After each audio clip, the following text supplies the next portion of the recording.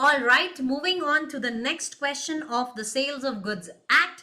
देखें कि आपको इसका आंसर बनता है कि नहीं बनता. Again this is an RTP question. चलिए क्वेश्चन पढ़कर आई एम श्योर आपको समझ तो आएगा ही. सेल्स ऑफ गुड्स एक्ट के यूनिट 1 से पूछा गया ये क्वेश्चन है, बनेगा आपको, लेकिन क्या आप इसे लिख पाएंगे एग्जाम में? That is the question. चलिए स्टार्ट करते हैं. Read with me. Arun contracted to sell his Swift car to Mr. Nikhil. Okay, Arun ने कॉन्ट्रैक्ट एंटर किया कि मैं अपनी गाड़ी निखिल को बेचूंगा. दोनों ने प्राइस किसमें बेची जाएगी वो डिस्कस नहीं किया, दोनों ने मिस कर दिया. Later Mr Arun refuse to sell his car to Mr Nikhil.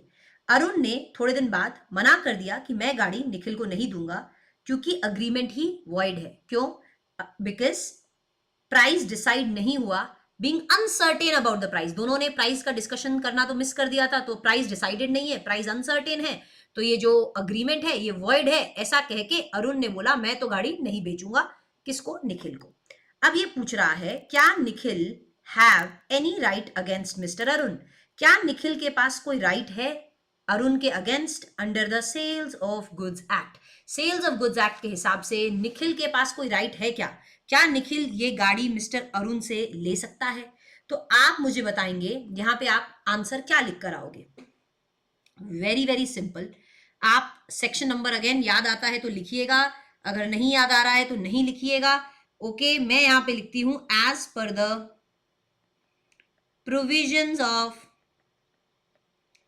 सोगा, that is sales of goods act. Section 9 है, पर आपको याद ना आए तो मत लिखिएगा. As per the provisions of sales of goods act, the price in the contract of sale. जब एक सेल का कॉन्ट्रैक्ट हम एंटर करते हैं तो प्राइस को कैसे डिसाइड करते हैं? The price may be fixed by the contract. या तो आप देखो कॉन्ट्रैक्ट में ही प्राइस को फिक्स कर लो, या फिर may be left to be fixed in the manner agreed. जो भी तरीका आप लोगों ने अग्री किया था कि ऐसे प्राइस फिक्स करेंगे, तो या तो कॉन्ट्रैक्ट में डिसाइड कर लो. कॉन्ट्रैक्ट में नहीं डिसाइड किया तो कोई तरीका आपने अग्री किया होगा कि ऐसे हम प्राइस फिक्स करेंगे, तो वैसे कर लो. या फिर by the course of dealing, और price shall be determined by the course of dealing. Right, तो आप ये यहां पे लिख देंगे सेल्स ऑफ गुड्स एक्ट के हिसाब से कि या तो प्राइस कॉन्ट्रैक्ट में ही फिक्स हो जाता है, या कॉन्ट्रैक्ट में फिक्स नहीं हुआ तो कोई तरीका जो आपने अग्री किया था उस हिसाब से प्राइस फिक्स किया जाता है, या फिर by the course of dealing, जिस तरह से आप डील कर रहे हैं उस तरह से क्या करेंगे, प्राइस को फिक्स करेंगे. अब प्रेजेंट के फैक्ट आप लिख देंगे. अब प्रेजेंट केस में क्या हो रहा है? both the parties missed the discussion of price. In the present case, मुझे बताओ, in the present case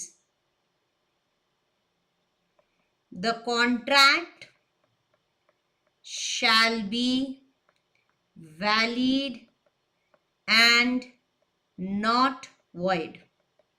Buyer shall pay reasonable